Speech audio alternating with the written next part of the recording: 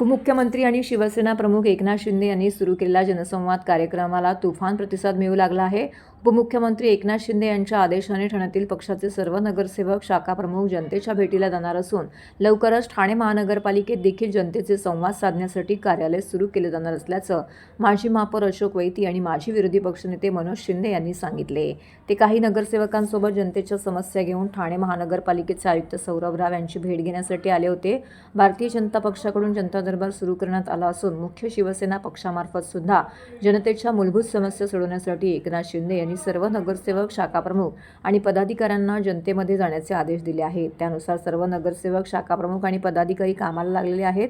एकनाथ शिंदे यांनी दिलेल्या आदेशानुसार प्रत्येक मंगळवारी स्वर्गीय धर्मवीर आनंदीगे यांच्या मठामध्ये जनसंवाद दरबार भरणार असून नागरिकांच्या समस्या सोडवण्याचा प्रयत्न केला जाणार आहे. तर ठाणे महानगरपालिकेशी निगडीत असलेल्या सर्व प्रकारच्या मूलभूत समस्या देखील यामध्ये सोडवल्या जाणार आहेत.